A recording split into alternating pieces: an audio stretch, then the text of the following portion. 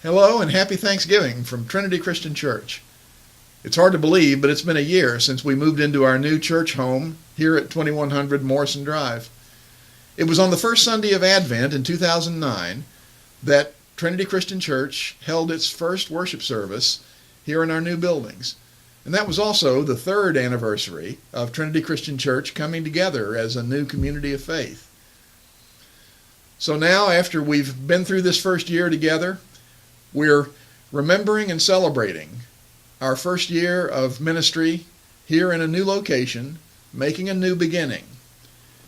Some of our best reporters are going to help tell the story now as we celebrate our ministry, embracing all people, experiencing God's love through our relationships, and serving others.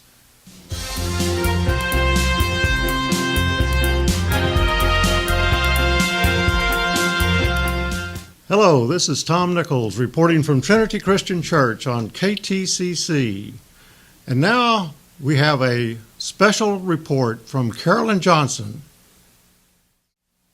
We experienced a great time together during the Advent and Christmas season, including special gifts in our worship service led by our youth, and a large over and above gift to Eastside Ministries holiday food bags as we raised hundreds of dollars for Christmas turkeys and other food gifts.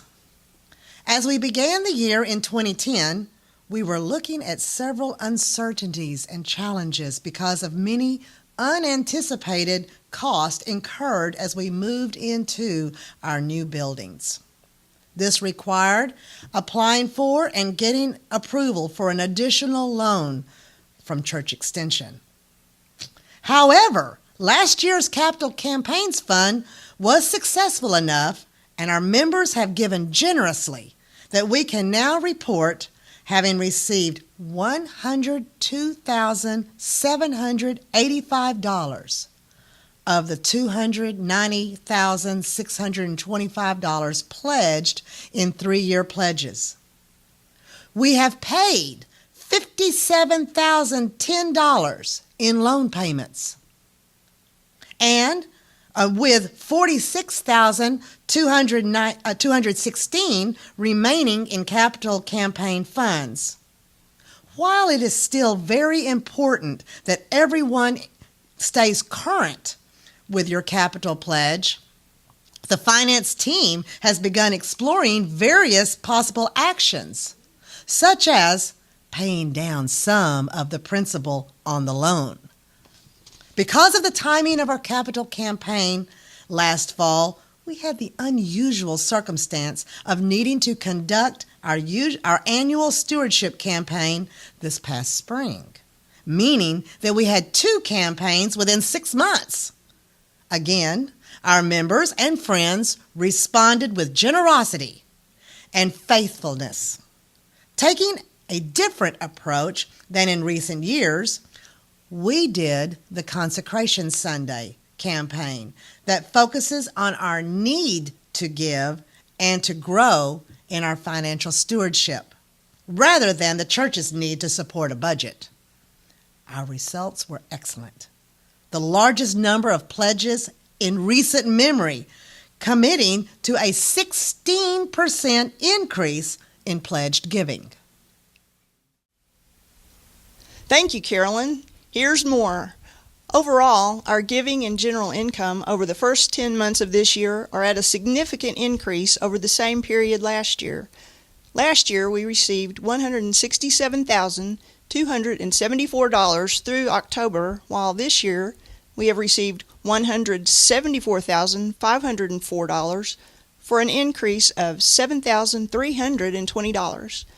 With our new facilities, we have had the opportunity to share our facilities with others, bringing in $19,660 for 10 months of this year, compared to just $480 for the first 10 months of 2009.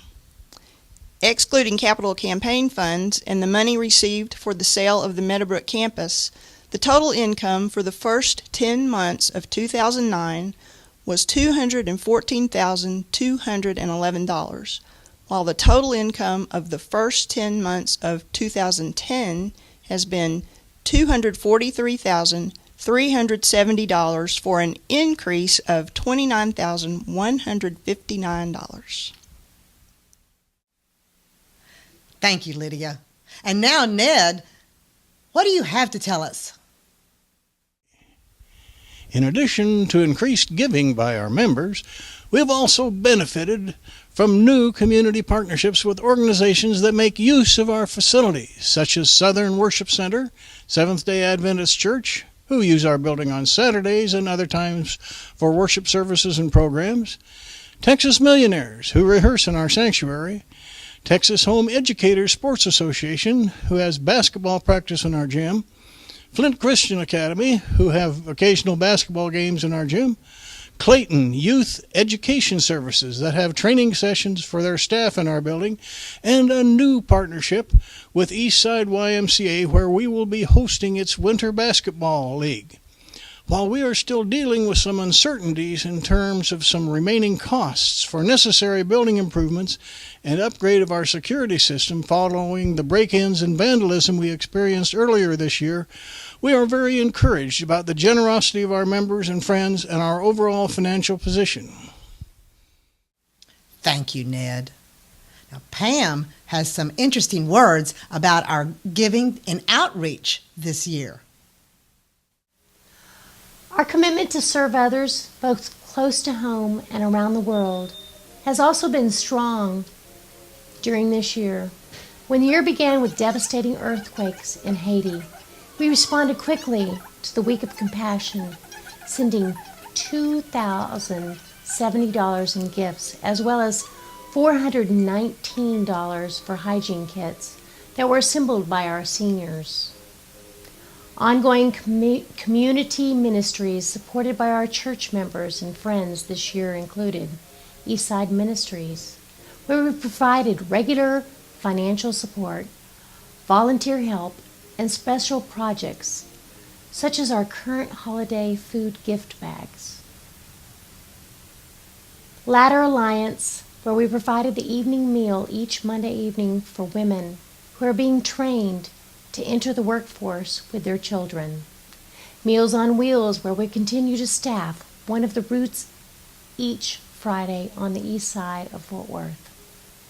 Tarrant Area Food Banks, where we sent volunteers to help one evening each month earlier this year. The Habitat for Humanity, where we provided support and financial support, volunteer laborers and other helpers for 2 different build projects over the past year. That sounds exciting, Pam. Harvin, you've been working with Fellowship very closely. Can you tell us more about what's happened with Fellowship? It was also a great year for Community Fellowship. As we gathered for special times like our Mardi Gras dinner last spring, back porch programs, and our Oktoberfest program this fall, our senior ministry grew significantly over the past year, involving more new participants and enjoying more varied experiences. In addition to monthly gatherings and our monthly Thursday afternoon at the movies, our teenagers also enjoyed special outings such as trips to see the Bluebonnets in Ennis and the recent trip to see the Promise in Glenrose. Fantastic. Kathy, what do you have to say? As we completed our work on our identity statement and core values, we also began to make a major outreach to our community through a series of special events that began this past spring and continued through the year. These included our special biblical storytelling performance by master storyteller Dennis Dewey, the Texas Millionaires Dinner Show, a concert by the Blackwood Gospel Quartet, our Schools Out Family Festival, the Fall Roundup, barbecue and basin band concert, and last month's Trunk or Treat. All of these events brought new visitors and friends to our church and gave us the opportunity to welcome our new neighbors. This summer also provided a special time in our ministry to children as we offered Totally Terrific Tuesdays at Trinity during July and August, as well as open gym times for middle school and high school youth.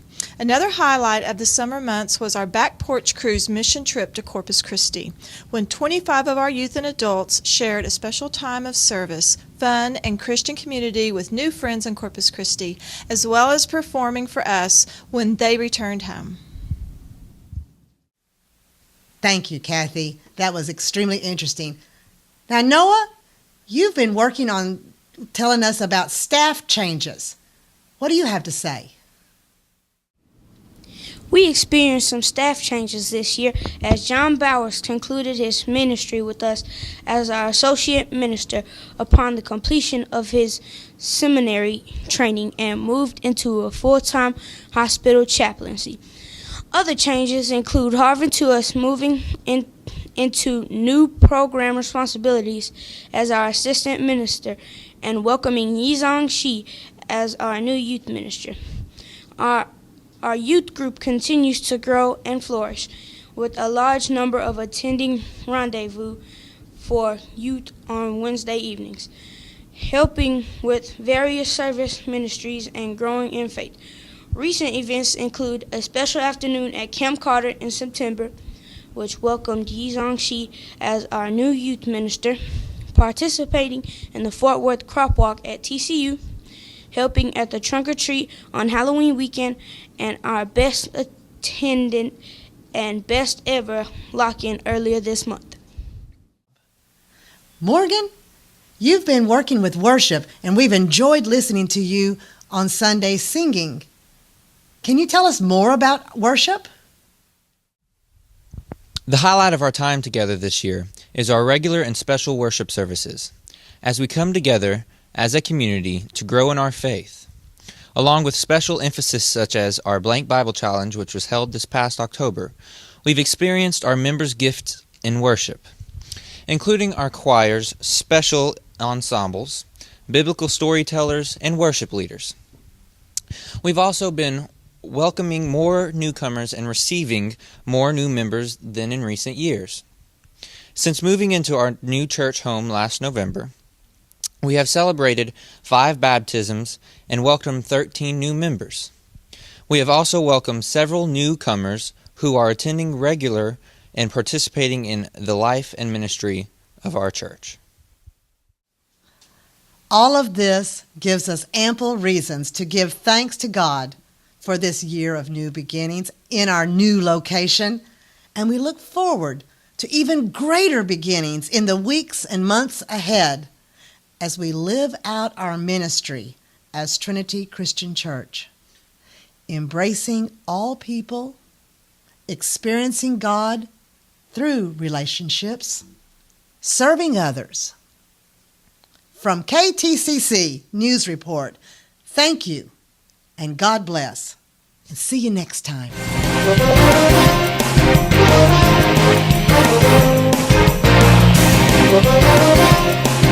Thank you.